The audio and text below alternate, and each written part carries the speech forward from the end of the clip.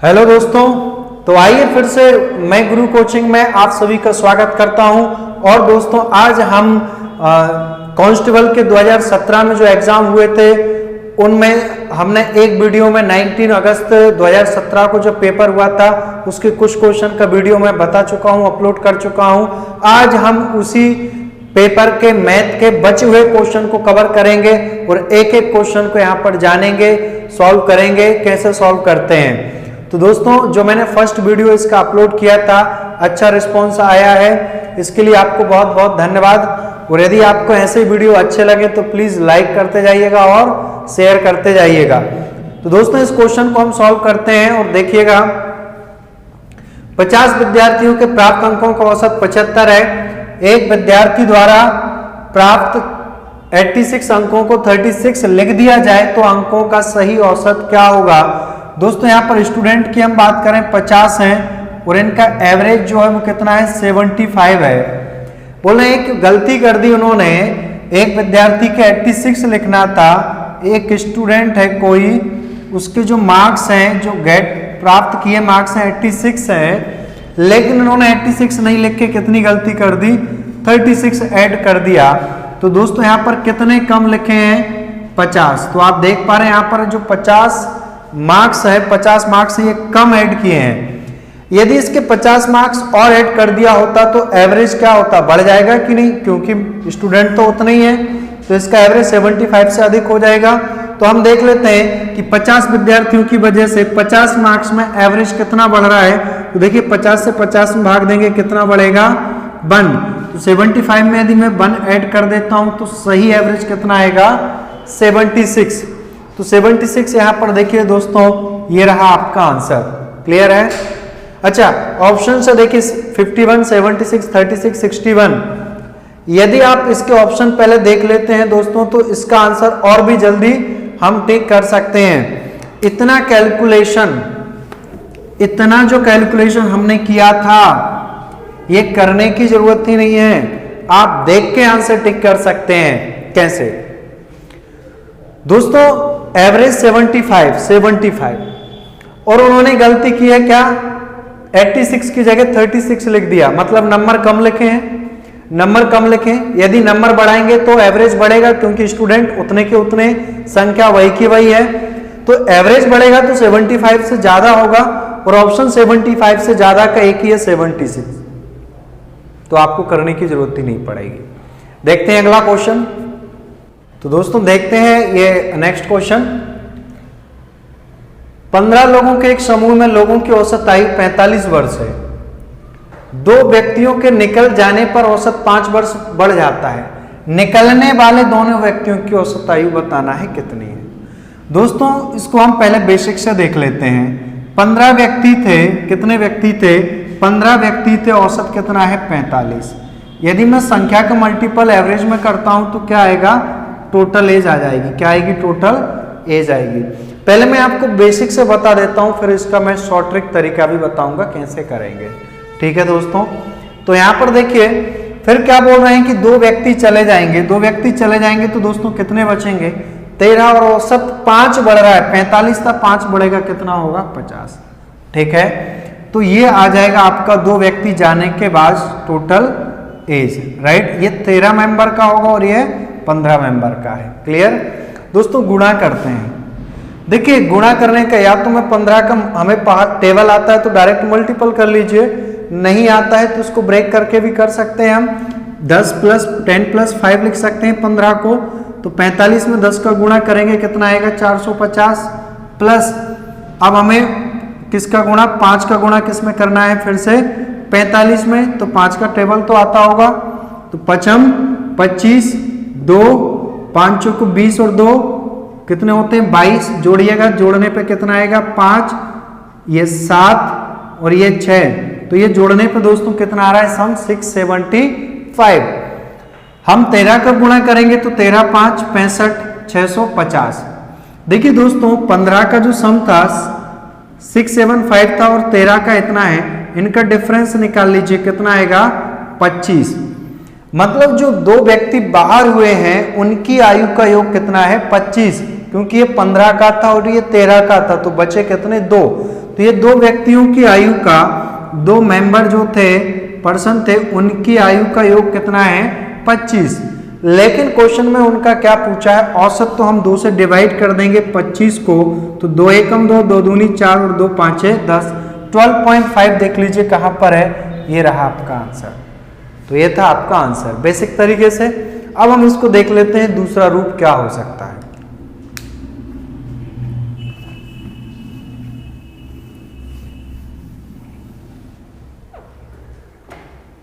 दोस्तों दूसरा रूप समझ लीजिएगा, यहां पर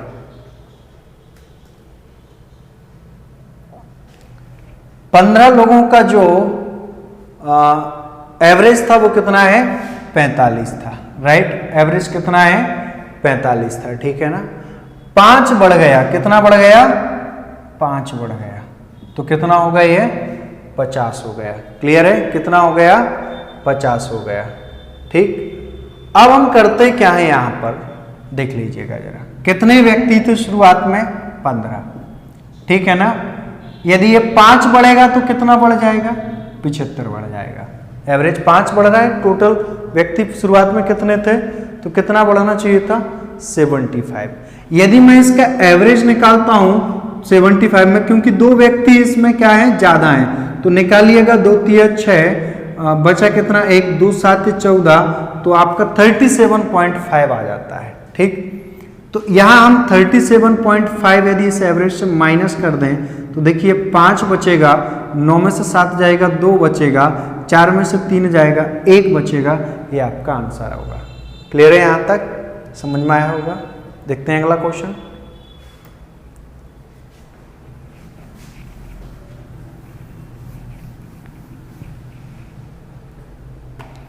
दोस्तों अगला क्वेश्चन, विश्व कप में सेमीफाइनल तक 7 मैचों में युवराज का बल्लेबाजी औसत 65 था।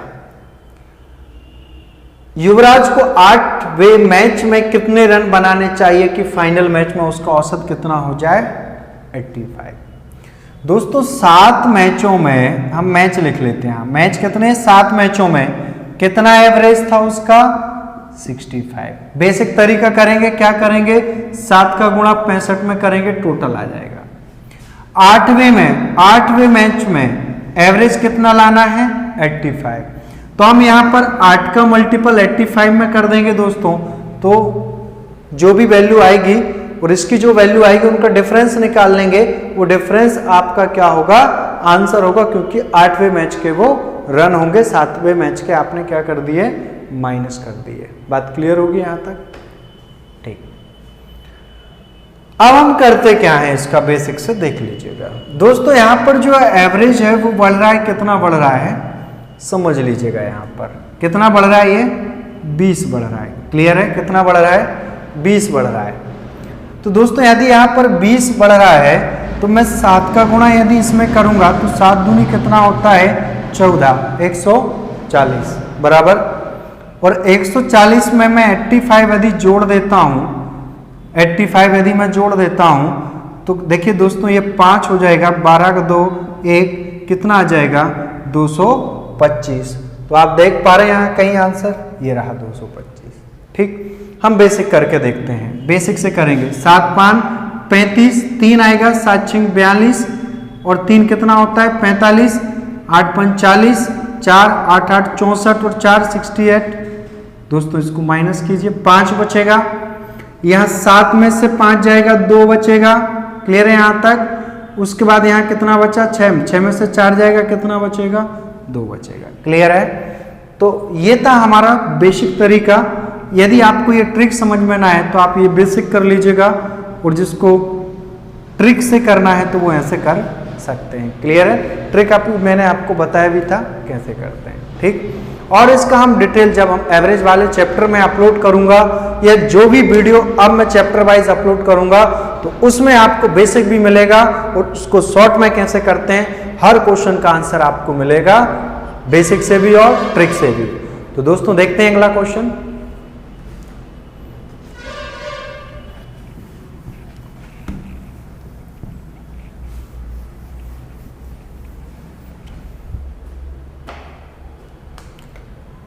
90 किलोमीटर प्रति घंटे की चाल से चल रही ट्रेन को 75 मीटर लंबे एक प्लेटफॉर्म को पार करने में 8 सेकंड लगते हैं।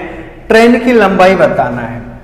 दोस्तों speed equal to distance upon time आप जानते हैं। क्या जानते हैं आप? चाल बराबर दूरी बटे समय आप जानते हैं। ठीक, चाल दिया हुआ है 90 किलोमीटर प्रति घंटा, राइट। एक ट्रेन है जो प्लेटफॉर्म को पार करती है। दोस्तों जब भी ट्रेन किसी प्लेटफॉर्म को, किसी पुल को, किसी कैनल को यदि पार करती है या किसी ट्रेन को पार करती है तो उन दोनों की जो लंबाइयां होती हैं ऐड करते हैं। यहां पर दूरी क्या होती है? उनकी लंबाइयां इस ट्रेन के साथ ऐड कर लीजिए, वो आपकी दूरी कहलाती है। तो माना ट्रेन की लंबाई L है, माना ट्रेन की लंबाई L है और प्लेटफॉर्म कितने मीटर लंबा है? 75। दोस्तों ये मीटर में दिया है, बराबर। और ये कितने समय में पार करती है? 8 सेकंड में पार करती है। क्लियर है? कितने सेकंड में? 8 सेकंड में पार करती है। दोस्तों यहाँ मीटर और यहाँ सेकंड है तो मीटर पर सेकंड, लेकिन यहाँ किलोमीटर पर आवर है तो किलोमीटर पर आवर को क्यों ना हम मीटर पर सेकंड में बदल लेते हैं 5/18 से गुणा करके। देखिए 5/18 या 18/5 याद रहता है। यदि कंफ्यूजन हो तो मैं बता देता हूं कि किलोमीटर पर आवर से यदि हमें मीटर पर सेकंड में बदलना हो तो बड़े से छोटे में बदलना हो तो ऊपर वैल्यू छोटी आती है, ठीक है। और यदि छोटे से बड़े में बदलना हो तो ऊपर वैल्यू बड़ी आएगी और नीचे वैल्यू छोटी आएगी, ठीक है। इसको सॉल्व कर देंगे आगे हम। तो L + 75/8 बराबर, ये हम काट लेते हैं। 18 पंजे 90 होता है। 5 का 5 में गुणा करेंगे 25 और 25 का 8 में करेंगे कितना आएगा?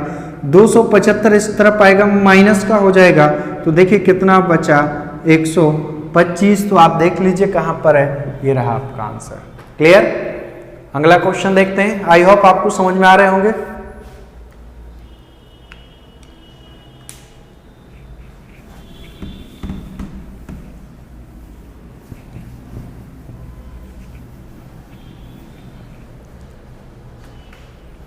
₹50 किलोग्राम वाले नमक को ₹80 किलोग्राम वाले नमक में किस अनुपात में मिलाया जाए कि जो निर्मित मिश्रण की कीमत ₹60 पर किलो हो जाए? ठीक है ना, ये मिक्सर एलिगेशन का क्वेश्चन है। एक नमक है जिसका रेट ₹50 पर केजी है, एक दूसरा नमक है जिसका रेट कितना है? ₹80 पर केजी है। इनको किस रेशो में मिलाएं कि इनका मिश्रण कितना हो जाए? 60। बीच में लिखते हैं, जानते होंगे आप। बस इनका डिफरेंस निकाल लेते हैं। ये 20 बचेगा और ये 10 बचेगा, कैंसिल कर लीजिए। 2:1 आपका आंसर होगा। बड़े सिंपल क्वेश्चन थे। अगला क्वेश्चन,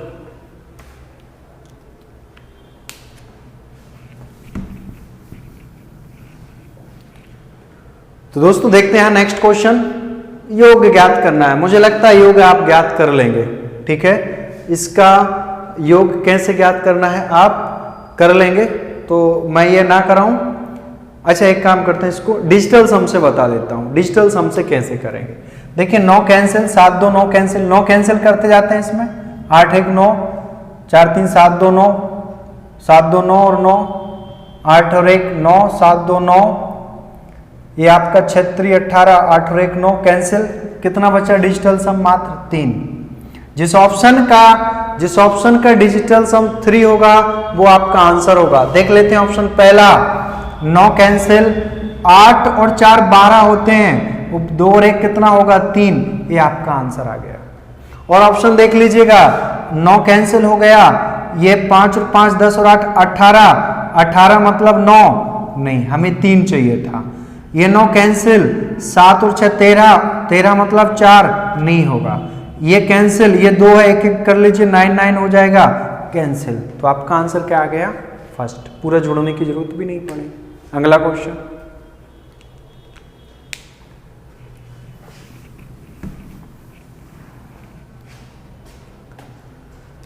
औसत निकालिए। दोस्तों यहां पर औसत बताना है। ये क्वेश्चन भी आप कर लेंगे। क्या करेंगे? सबको प्लस करके 1 2 3 4 5 6 है, 6 से डिवाइड कर देंगे। सबका सम करके, है ना, सम ऑफ डिजिट करके 6 से डिवाइड कर लीजिए, आंसर आ जाएगा। ठीक है ना। चलिए मैं इसको दूसरा तरीका बताता हूं। यूनिट डिजिट से निकालते हैं। यूनिट डिजिट सबका अलग है। इसलिए यूनिट डिजिट से निकालते हैं। यूनिट डिजिट में देखिए 4 और 2 6, 6 4 10, 10 6 16, 16 और 8 कितना होता है 24, और 2 कितना होगा 26, मतलब इकाई अंक क्या होना चाहिए 6, इकाई अंक 6 है। तो दोस्तों यहाँ पर जिसमें 6 से गुणा करने पर 1 2 3 4 5 6 6 डिजिट हैं, जिसमें 6 से गुणा करने पर इकाई अंक 6 आ जाए वो आंसर है। 6 3 18, 18 नहीं होगा, 6 से गुणा करेंगे 9 6 54 नहीं आएगा, 6 से 0 नहीं आएगा, 6 एकम 6, ये आपका आंसर है। क्लियर है? तो पूरा करने की जरूरत ही नहीं है। अगला क्वेश्चन,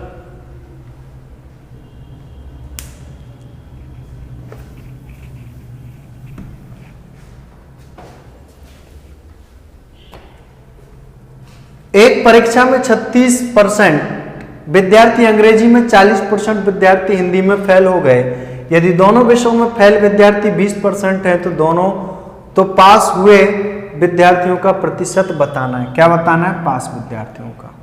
दोस्तों एक क्वेश्चन आप पढ़िएगा और पूरे में फेल का दिया है, राइट। मैं थोड़ा आपको डायग्राम से बता दूं, इसका आंसर डायरेक्ट भी आ सकता है पर डायग्राम से देख लीजिएगा, ठीक है ना।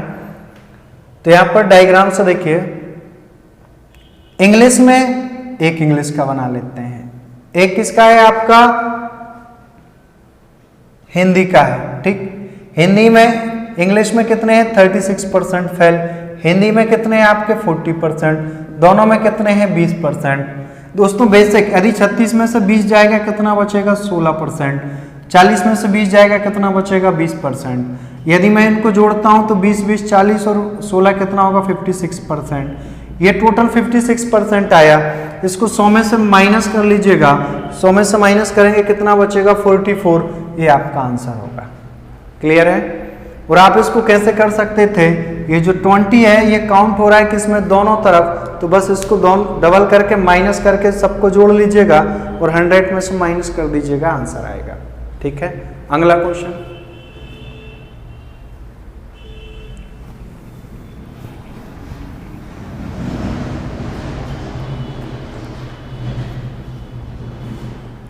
एक त्रिभुज का क्षेत्रफल 150 वर्ग मीटर है, इसके आधार और ऊंचाई का अनुपात 3:4 है, तो आधार की लंबाई बताना है। The area of a triangle is 150 metre square, the ratio of its base of its height is 3:4, find the length of its base. आधार बताना है। तो सबसे पहले हम देखिए यहां पर क्या दिया है, त्रिभुज का क्षेत्रफल दिया है। दोस्तों त्रिभुज का क्षेत्रफल कितना दिया है 150 मीटर स्क्वायर, और इनका आधार और ऊंचाई का रेशो दिया है 3:2 कितना दिया है 4 दिया है। और त्रिभुज के क्षेत्रफल का फॉर्मूला 1/2 आधार गुणा ऊंचाई, कॉमन है सबके लिए। दोस्तों ये फॉर्मूला कॉमन है सबके लिए। यदि आपको मेंसुरेशन के क्षेत्र में के फॉर्मूले याद नहीं हो रहे हो तो मेरा एक वीडियो डाला हुआ है, आप वो वीडियो देखिएगा, आपको रटने की जरूरत नहीं पड़ेगी, आपको एक बार में वो लर्न होंगे, याद होंगे। इस वीडियो के मैं डिस्क्रिप्शन में भी डाल दूंगा, आप देख सकते हैं उस वीडियो को। तो दोस्तों यहां पर सॉल्व करते हैं हम। यहां पर देखिए रेशो दिया है, पीछे x लगा दूं मैं, तो 1/2 आधार 3x है और ऊंचाई कितना है आपका 4x है, इक्वल टू 150, 2 2 जा 4, 3 2 जा 6 है, और x का x में स्क्वायर करेंगे, x का x में multiple x square equal to 150। दोस्तों x स्क्वायर इक्वल टू 150/6, 6 से काटिए 6 दूनी 12, 3 बचेगा, 6 पंजे 30। तो यहाँ पर अंडर रूट यदि हम लेंगे तो x की वैल्यू कितनी मिल गई 5, x 5 है। क्या पूछ रहे हैं वो, आधार 3 था तो 5 तिया 15, ये आपका आंसर है। ठीक है, तो इस क्वेश्चन में कुछ नहीं था, बस आपको फॉर्मूला पता हो, फॉर्मूला यदि याद है तो आंसर कर सकते हैं। ठीक, नेक्स्ट क्वेश्चन,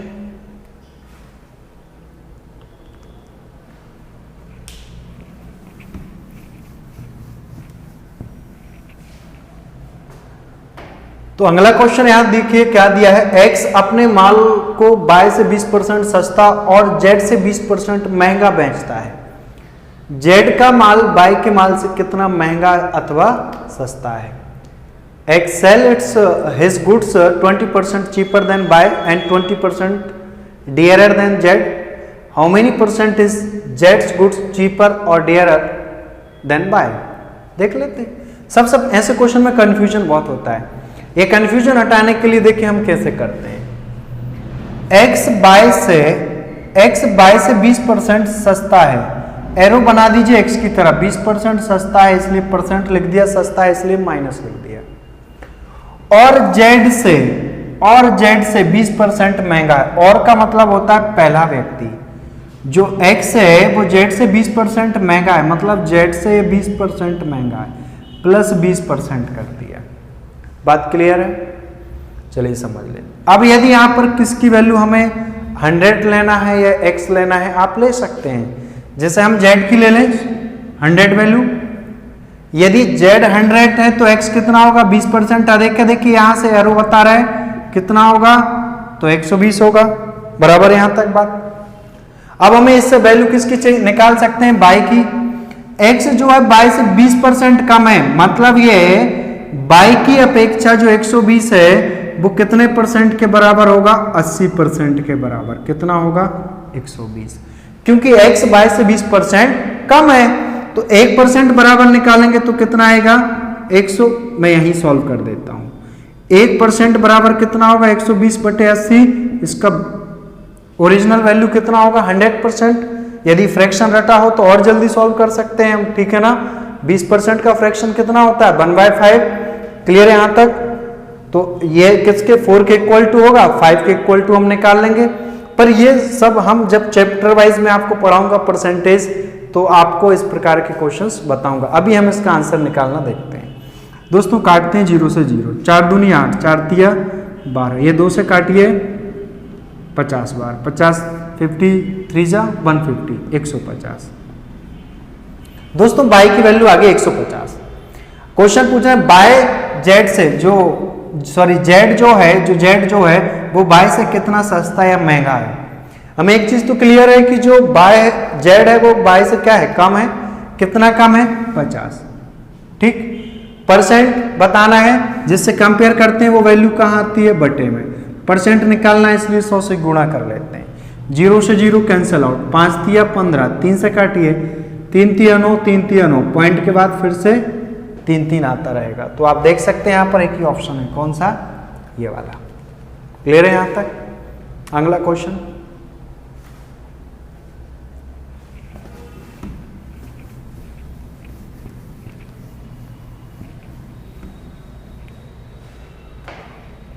...2004 में एक नई शर्ट की कीमत 250 रुपए थी, ठीक है, जबकि 2005 में यह 400 रुपए हो गई। 5 में ये बढ़ गई भैया, 400 हो गई। तो 4 से 5 के दौरान शर्ट की कीमत में कितने प्रतिशत की बढ़ोतरी हुई। देखिए 2004 में कीमत कितनी थी, 250 रुपया थी, और 2005 में कितनी हो गई, 400 रुपया हो गई। तो आप देख लीजिए ना, कीमत बढ़ी है। कितनी बढ़ी है रुपयों में देखें तो 150 रुपए, लेकिन ये तो पूछा ही नहीं है, पूछ कह रहा है परसेंट बता दो। दोनों का डिफरेंस 150 बटे जिससे कंपेयर करे उसको नीचे, वो 4 की अपेक्षा पूछ रहा है तो 250 कहाँ आएगा, नीचे। परसेंट निकालना है मल्टीपल 100 से। दोस्तों 0 से 0, 5 तिया 15, 5 5 25, 5 दूनी 10, 0 3 दूनी 6, 60% कहीं है आपका, ये रहा पहला। क्लियर है? तो कितने परसेंट की वृद्धि हो रही है, 60% की वृद्धि हो रही है। बराबर। अगला क्वेश्चन देखते हैं हम।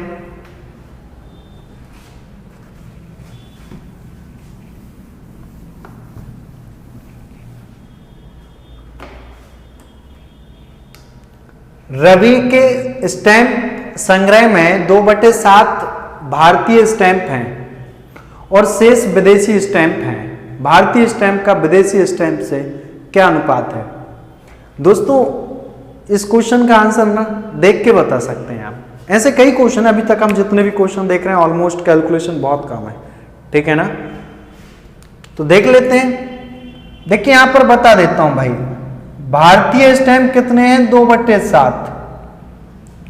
तो विदेशी स्टैंप कितने होंगे, पहले मैं बेसिक बता देता हूं, राइट। विदेशी स्टैंप कितने होंगे भाई, ये इस फॉर्म में दिए हैं तो माइनस कर देंगे हम 1 में से, तो 1 में से माइनस कर दीजिए, हम यहां लिख के कर लेते हैं। 1 में से 2/7 माइनस करूंगा बटे 1, कैल्शियम आएगा कितना, 7। तो 7 और ये -2 कितना बचेगा 5/7। तो ये 5/7 जो स्टैंप होंगे वो कौन से होंगे विदेशी, क्योंकि शेष स्टैंप कौन से हैं विदेशी। मान लिया टोटल 1 स्टैंप थे, 2/7 भारतीय हैं, तो 1 में से माइनस कर दीजिए, रिमेनिंग क्या हो जाएंगे विदेशी। क्या पूछा उसने रेशो, काट दीजिए 2/5, 2:5 ये आंसर है। ठीक, डायरेक्ट कैसे करते हैं समझ लीजिए। दोस्तों जब भी इस प्रकार का दिया हो कि ये इसका इतना बटा है इतना बटे है, कुछ इस रेशो टाइप का दिया हो, तो लिख दीजिए कितना 2/7। बात क्लियर है यहां तक।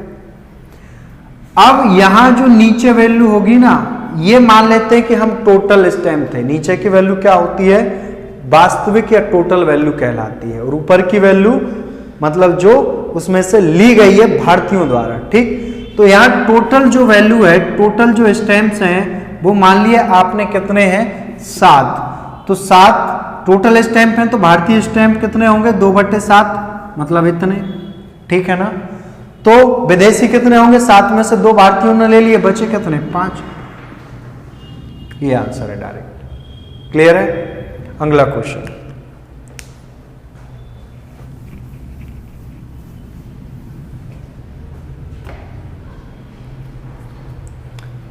हम -1/5 को किस संख्या से गुणा करें जिससे गुणनफल 9/5 हो जाए। चलिए क्वेश्चन बोल रहे हैं कि -1/5 में किससे हम गुणा करें कि जो मल्टीपल है वो कितना है 9/25। ठीक है ना, बात क्लियर है यहां तक। हाँ, 9/5 लाना है। देखिए इसका बेसिक तो यहां से दिख रहा होगा, x की वैल्यू निकालेंगे हम, कैसे निकाल सकते हैं ना, 5 ऊपर ले जाइए, काट लीजिए 9/5। ठीक है, तो 9/5 ये माइनस है तो माइनस का आ जाएगा, ये आपका आंसर आ गया। ठीक, और हम इसको डायरेक्ट भी कर सकते हैं, हम ऑप्शन से कर लीजिए 1/5 में किसका गुणा करें 9/5 माइनस, हमें प्लस का 9/5 चाहिए और ये वैल्यू माइनस की है, तो ऑब्वियसली माइनस का मल्टीपल करना होगा, तब माइनस माइनस प्लस होगा, तो ये ऑप्शन नहीं हो सकता और ये ऑप्शन नहीं हो सकता, प्लस वाले नहीं होंगे क्योंकि वैल्यू माइनस में आएगी, बचे 2 ऑप्शन। अब आप समझ लीजिए ऊपर हमें 9 लेके आना है तो 9 से मल्टीपल करेंगे, और नीचे 25, तो 5 से ही आपका आंसर है। ठीक है, दोनों तरीके समझ में आए होंगे। अगला क्वेश्चन,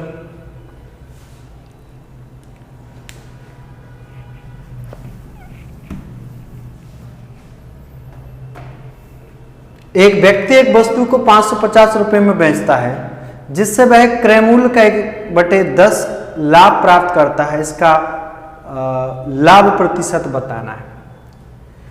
एक व्यक्ति है जो सेलिंग प्राइस 550 में बेचता है, क्रय मूल्य पर सीपी पर कितना लाभ पाता है, वो 1/10 क्रय मूल्य पर पाता है। दोस्तों याद रखना, जब प्रॉफिट या लॉस परसेंट निकालते हैं, यदि वो सीपी पे ही निकालते हैं और ये सीपी का पूछ ही रहा है, तो इस वैल्यू से हमें कुछ लेना देना नहीं है, बस परसेंट निकालना है, बटा 100 मल्टीपल से कर 100 से मल्टीपल कर दीजिए 10%, ये आंसर। ठीक, डायरेक्ट आंसर आएगा। अगला क्वेश्चन,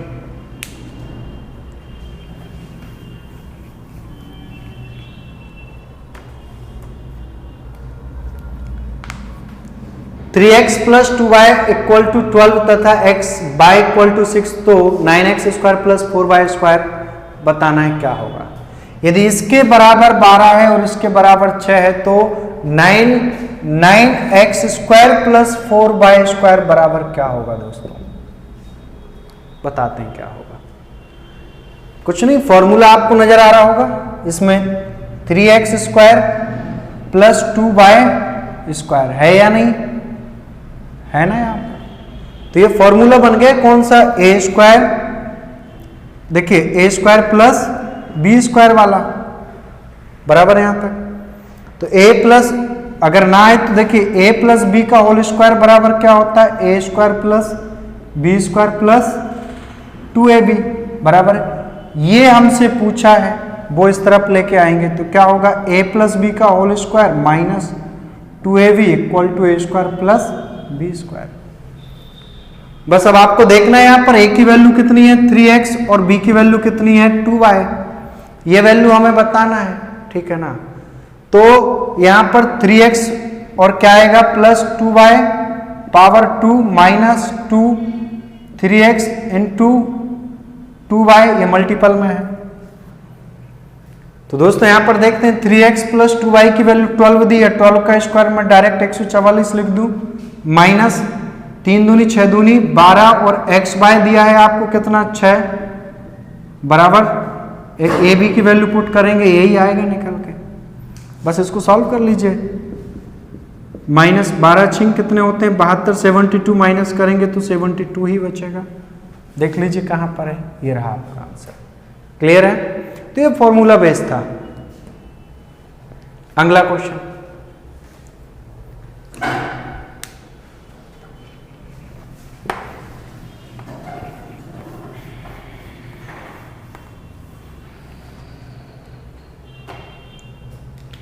एक वृत्त में यदि जीवा CD की तुलना में जीवा AB केंद्र O के अधिक निकट है तो क्या होगा? अच्छा, एक वृत्त है तो AB यहां पे आएगा और यहां क्या आ जाएगा CD। तो आप समझ लीजिएगा यहां पर AB निकट है मतलब AB बड़ा है CD से, ये आपका आंसर है। ठीक है यहां तक दोस्तों। अगला क्वेश्चन,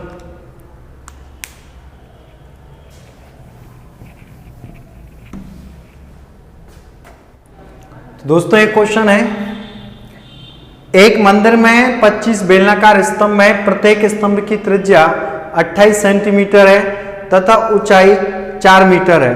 उन स्तंभों की पेंटिंग की लागत निम्न में क्या होगी जबकि पेंटिंग की लागत 8 रुपए प्रति वर्ग मीटर है। ठीक, in a temple there are 25 cylindrical pillars, the radius of the each pillar is 28 centimeter, height 4 meter.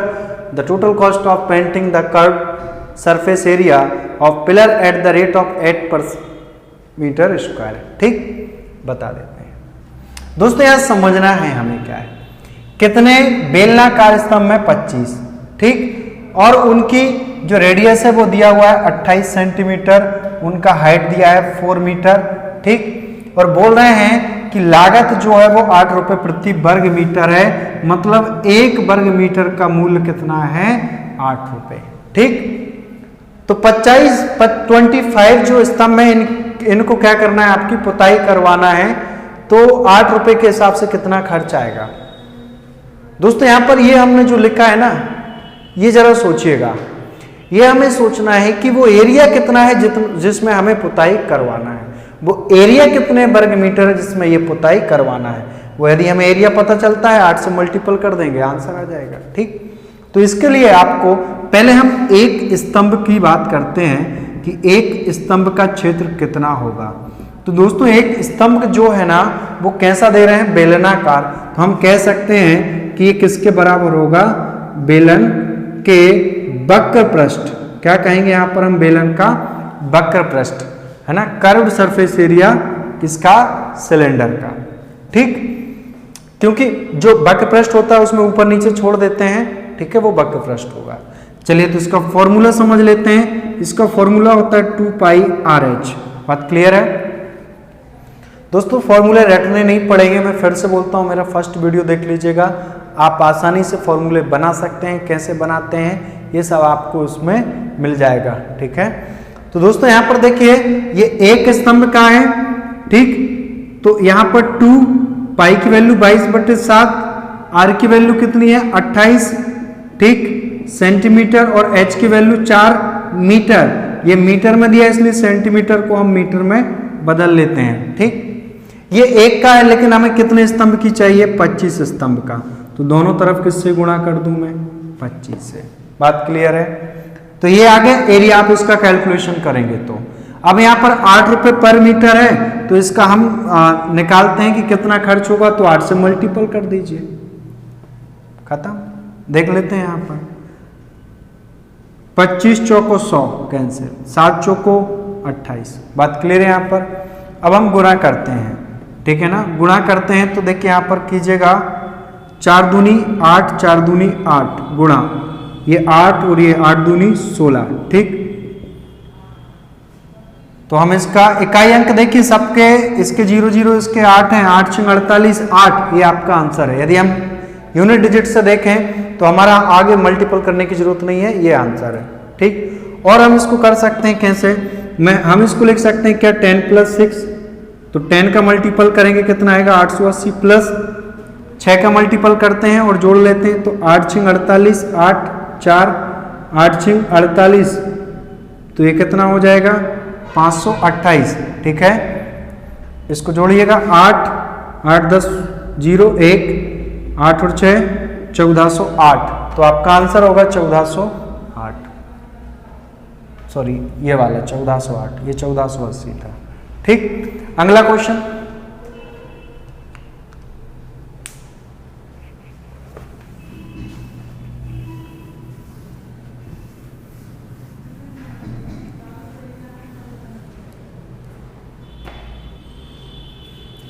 As वाले क्वेश्चन, और इसी हम एग्जाम में 2-3 एज वाले क्वेश्चन और कर चुके हैं, तो एज वाले एवरेज वाले, ठीक है, तो आप देख सकते हैं क्वेश्चन जो कांस्टेबल में कहां से आए हुए हैं। ठीक, किस किस चैप्टर से हैं। मेरी आयु 12 वर्ष के बाद उस आयु की 3 गुनी हो जाएगी जितनी 4 वर्ष पूर्व थी। मेरी आयु 12 वर्ष बाद उस आयु की 3 गुनी हो जाएगी जितनी 4 वर्ष पूर्व थी। तो मैं पहले बेसिक बता देता हूं, फिर ऑप्शन से बताऊंगा कैसे करेंगे। ठीक, दोनों चीजें मैं आपके साथ डिस्कस करूंगा। तो माना कि इनकी जो वर्तमान आयु है, प्रेजेंट एज है, वो मान लिया हमने कितनी है, x है। तो मेरी आयु 12 वर्ष बाद, दोस्तों 12 वर्ष बाद आयु क्या होगी, x + 12 हो जाएगी। भाई आज मेरी x है, तो 12 वर्ष बाद 12 साल बड़े हो जाएंगे, 12 जोड़ देंगे बराबर। तो 12 वर्ष बाद उस आयु की 3 गुनी हो जाएगी। किस आयु की ये 3 गुनी होगी, किस आयु की ये 3 गुनी होगी जितनी 4 वर्ष पूर्व थी। तो दोस्तों यहां पर 4 वर्ष पूर्व आयु कितनी होगी, 4 वर्ष पूर्व जो आयु है वो कितनी होगी, x - 4 होगी, x - 4। इसकी ये 3 गुनी होगी, तो मुझे यदि बराबर करना है तो मल्टीपल इसमें 3 का कर दूं, ठीक है ना। या फिर हम इसको एवरेज से कैसे कर सकते हैं, समझ लीजिएगा, x + 12 और x - 4, ये जो आयु है इस आयु की 3 गुनी है, मतलब ये 3 है तो ये 1 होगा, मतलब इसको = 3/1 ऐसे भी कर सकते हैं रेशो में। यहां से x की वैल्यू या वही चीज यहां पर है, बात क्लियर है। गुणा करते हैं, 3x - 4 = 12, x + 12। दोस्तों ax इस तरफ आएगा तो 3 में से x गए, 2x बचे, ये उस तरफ जाएगा तो जुड़ जाएगा, कितना होगा 24, ये कट जाएगा कितना 12, तो x की वैल्यू कितनी आ गई 12। प्रेजेंट पूछा था 12, ये आंसर है। ठीक, तो ये था हमारा बेसिक हमारा पावर होता है, बेसिक आना चाहिए। अब मैं ऑप्शन से बता देता हूं, देखिए ऑप्शन से कैसे करेंगे। माना वर्तमान आयु है ना, कितनी है 10। यदि वर्तमान आयु 10 है तो देखिए 12 वर्ष बाद आयु कितनी होगी, 10 और 12 22 होगी कि नहीं। ये 3 गुनी है किसकी, 4 वर्ष पूर्व की, मतलब 10 वर्ष वर्तमान है तो 4 वर्ष पूर्व कितनी होगी, 6 होगी। तो इसकी ये 3 गुनी, मतलब 6 × 18, जबकि ये तो 22 है, ऑप्शन कैंसिल। दूसरा ऑप्शन 12 लेते हैं। यदि आप अभी 12 है तो 12 वर्ष बाद कितनी होगी दोस्तों, 24। तो 4 वर्ष पूर्व कितनी होगी, 4 माइनस कर दीजिए 8। इसकी ये 3 गुनी है, 3 से मल्टीपल करके देखिए, 8 × 3 = 24 मिल गया ना, ये आंसर है। क्लियर। अगला क्वेश्चन,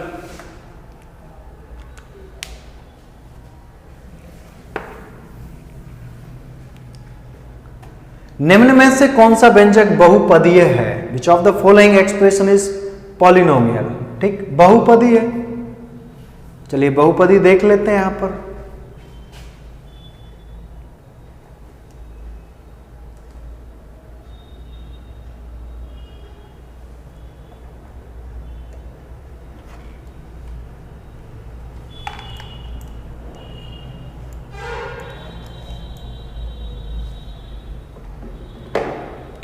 पॉलिनोमियल दिखाई दे रहा होगा, अब थोड़ा जूम कर दिया है।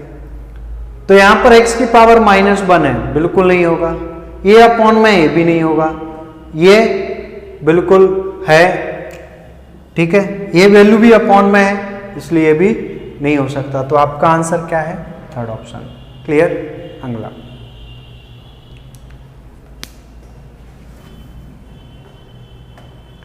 वह छोटी से छोटी संख्या कौन सी है जिससे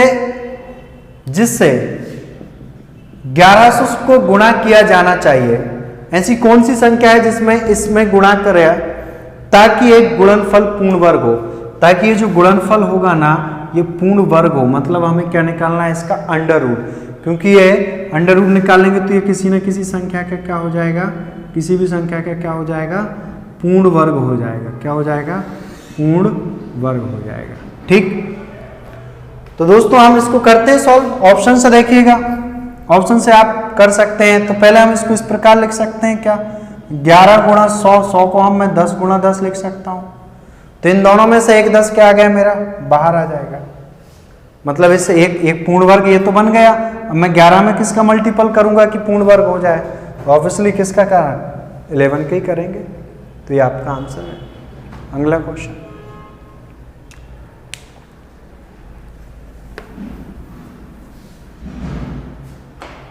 संख्याएं 1, 2, 3 से 25 में से संख्या के चयन करने पर उस चयनित संख्या के अभाज्य संख्या होने की कितनी संभावना है, जबकि प्रत्येक दी गई संख्या के चयन होने की समान संभावना है। ठीक, what is the probability that a number selected from the number 1 to 25 is a prime number when each of given numbers is equal likely to be selected।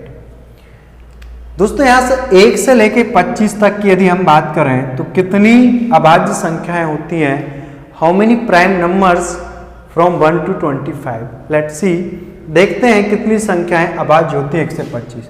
दोस्तों यदि आप भूल जाते हैं तो देखिए इसको कैसे करते हैं बता देता हूं। सबसे पहले आप उन संख्याओं को देखें जिसके लास्ट में 1 हो, 3 हो, 7 हो और 9 हो। जिसके लास्ट में ये 3 संख्याएं होंगी वही अभाज्य संख्याएं हो सकती हैं। मैं क्या बोल रहा हूं, हो सकती हैं। हम यदि 1 से 10 तक की देखते हैं तो दोस्तों यहाँ पर देखिए 2 होता है, 3 होता है, 5 होगा और 7 होगा। कितनी अभाज्य संख्याएं हैं, 4 है। How many prime numbers there, 4 between 1 to 10, right. यहां पर अच्छा ये 1 प्राइम नंबर नहीं होता, याद रखिएगा। ठीक, अब हम 11 से यदि 20 की बात करें तो दोस्तों एक तो 11, 11 ही है। अब हम एक कौन सी देखेंगे जिसके लास्ट में 3 हो, मतलब 13, ये भी दूसरी संख्या से डिवाइड नहीं है। फिर कौन सी देखेंगे डायरेक्ट, 17, ये भी नहीं है। 19, ये भी नहीं है। चलिए 4 और 4 कितनी होगी आपकी, 8। अब आप देखते हैं यहाँ पर कितने, 21 से 25 तक। तो दोस्तों 21 से 25 तक में 21 3 से डिवाइड है, 7 से भी है, नहीं होगा। अब हम डायरेक्ट कौन सी देखेंगे, 23, 23 किसी संख्या से डिवाइड है क्या, नहीं होगा। आगे 25 देखना ही नहीं है हमको, 24 भी नहीं देखना है। तो 4, 4, 8 और 1 कितनी हो गई, 9 अभाज्य संख्याएं इनके बीच हैं और टोटल संख्याएं कितनी है, 25। तो प्रोबेबिलिटी यही होती है, टोटल में से 9। देख लीजिए कहां पर, ये आपका आंसर है, 3rd वन। ठीक है दोस्तों,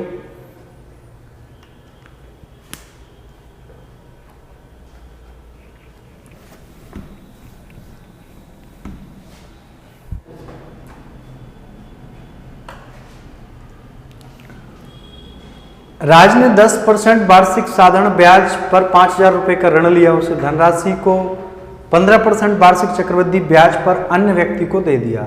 2 वर्ष के बाद उसे लाभ होगा या हानि होगी। दोस्तों यहाँ क्लियर है, साधारण ब्याज पर लिया और चक्रवृद्धि ब्याज पे अगर सेम रेट पे भी देता तब भी उसे लाभ होता। तो हानि वाले दोनों ऑप्शन छोड़ दीजिए।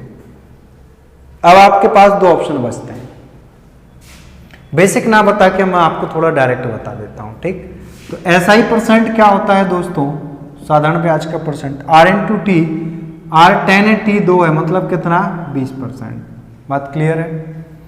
उसके बाद चक्रवृद्धि ब्याज CI परसेंट देखिए 2 वर्षों का आराम से आप इस फॉर्मूले से निकाल सकते हैं, AB + AB अपॉन 100। तो यहाँ पर कितना है आपका, 15 + 15 + 15 का वर्ग 225, क्योंकि गुणा होगा बटे 100। तो ये 30 और ये 2.25 जोड़ लेंगे कितना आएगा, 32.25%। तो दोस्तों ये है CI परसेंट और ये है आपका SI परसेंट। सपोज ये 20% और ये 32.25%, तो देख लीजिए यहाँ पर इसको प्रॉफिट कितना हो रहा है, डिफरेंस निकाल लेते हैं। तो 12.25% उसको क्या होगा, प्रॉफिट होगा, प्रॉफिट। तो 5000 जो अमाउंट है इसका हम कितना निकाल लेते हैं, 12.25% है, इसलिए बटे में 100। बात क्लियर है। तो यहाँ पॉइंट हटाएंगे तो कितने जीरो, 2 जीरो, ठीक। यहाँ हम काट लेते हैं 1 2 3, 1 2 3, ठीक। उसके बाद हम 5 से काटते हैं, 5 दूनी 10। अब हम इसको 2 से काटें तो 2 6 12, ठीक। 2 1 2, 2 दूनी 4, 1 बचेगा तो 2 5 10, मतलब 612.5। कहाँ है ऑप्शन आपका, ये रहा। तो ये है आपका आंसर। क्लियर है। Next question.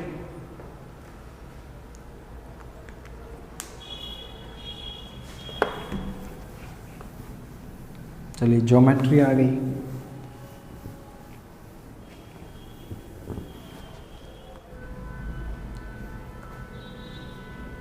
ए बी समांतर C D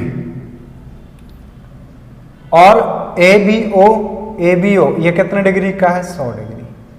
O C D ये कितना है, 110। तो आपको बताना है बी ओ सी ये कितने डिग्री है, ठीक है ना। क्या करते हैं दोस्तों, यहां पर हम एक लाइन खींच लेते हैं, ठीक। और इसको भी यदि मैं थोड़ा आगे बढ़ा दूं इस प्रकार, और ये इस प्रकार बढ़ा लें तो हम आंसर निकाल सकते हैं इजिली। ये देखिए ये दोनों, ये भी समांतर है इसके। यदि ये 100 है तो इसको हम कहेंगे एकांतर कोण, इसको एकांतर अंतः कोण कहेंगे हम इसको, अल्टरनेट एंगल। ये 100 है तो ये भी 100 होगा। उसी प्रकार ये 110 है तो ये भी एकांतर अंतः कोण, ये कितना होगा, ये भी 110 होगा। होगा कि नहीं, बात क्लियर है दोस्तों। अब आप देखिए किसी एक से भी निकाल सकते थे, ठीक। ये 100 है, ये 110 है, तो आप जानते हैं कि ये पूरा कितना होता है, ये पूरा कितना होता है, 180 होता है। तो ये वाला 80 डिग्री होगा कि नहीं, क्योंकि ये 100 है तो यहां से यहां तक 80 जोड़ दीजिए, 180 हो जाएगा। अब आप समझ सकते हैं कि ये इतना 80 है और यहां से लेके यहां तक कितना है, ये 110 है। तो यदि 110 में से आप 80 माइनस कर देंगे तो आपको आंसर मिल जाएगा कितना, 20 और 10 30। कहाँ है आपका आंसर, ये रहा 30 डिग्री। क्लियर दोस्तों। तो आप देख पा रहे होंगे यहां पर कैसे निकाला है। अगला क्वेश्चन,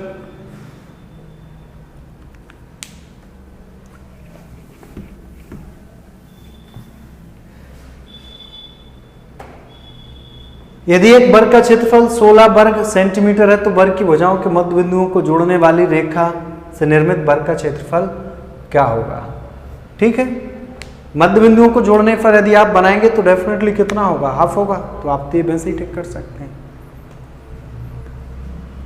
एक आयत रेक्टेंगल है ना, ABCD है, बना लेते हैं इसको, ABCD है। इसके विकर्ण O पर मिलते हैं, OA बराबर इतना है, OD बराबर उतना है, तो x का मान कितना है। विकर्ण इसके डायगोनल ये होते हैं, ये कहाँ मिल रहे हैं, यहाँ पर, ठीक। याद रखिएगा इसके जो विकर्ण होते हैं ये आपस में कैसे होते हैं, ये इक्वल होंगे कि नहीं, बराबर होते हैं। और ये कितना है, O बोले OA बराबर जो है वो 2x + 4 है, और यहाँ पर OD बराबर कितना दे रहे हैं, 3x + 1। तो दोस्तों इसके जो एंगल होते हैं, हाफ एंगल की बात, डायगोनल की बात करें, हम विकर्ण के बात करें तो विकर्ण कैसे होते हैं, बराबर होते हैं। इसके आधे विकर्ण भी क्या होंगे, बराबर होंगे। तो जो OD है वो OA के क्या होगा, बराबर होगा कि नहीं। तो इन दोनों को बराबर कर लेते हैं। 2x + 4 = 3x + 1। 2x उस तरफ जाएगा, 3x में से x बचेगा, 1 इस तरफ आएगा, माइनस कितना हो जाएगा, 3। तो आप x की वैल्यू कितनी आ गई, 3। यही आपसे पूछा था, 3 पे टिक करते हैं। 3 ऑप्शन नहीं है इसमें, ठीक है। तो इसमें ये गलत दिया होगा, है ना, ये गलत है। इसमें व्यापक में कुछ क्वेश्चन गलत भी ऑप्शन दिए हैं जो कि हमारे आंसर आ रहे हैं वो मैच नहीं हो रहे हैं। तो आपका राइट आंसर क्या है, 3 है। इसको और भी कर सकते हैं आप, क्या यहीं पे क्लियर हो जाता। x की वैल्यू यहाँ से ऑप्शन से कोई ऐसी पुट कर दीजिए जिससे कि ये दोनों क्या हो, बराबर हो जाए। ठीक है, तो देखते हैं नेक्स्ट। खत्म। इस क्वेश्चन को हम प्रीवियस वीडियो में देख चुके हैं, ये पार्ट 2 था। तो जिन लोगों ने पार्ट 1 नहीं देखा पहले आप उसको देख लीजिएगा, फिर इस वीडियो को देखिएगा। तो दोस्तों नेक्स्ट वीडियो फिर हम अपलोड करेंगे कांस्टेबल के दूसरे पेपर पे जो 2017 में हुए थे, और हम बहुत ही जल्दी हम टॉपिक वाइज आने वाले हैं, मैथ और रीजनिंग के, और बेसिक से भी समझेंगे और ट्रिक के माध्यम से भी समझेंगे। जैसा आपने अभी तक नहीं देखा होगा उन ट्रिकों को मैं आपको बताऊंगा, डिस्कस करूंगा। तो दोस्तों यदि ये वीडियो अच्छा लगा हो तो प्लीज इसको लाइक और शेयर करना ना भूलें। धन्यवाद।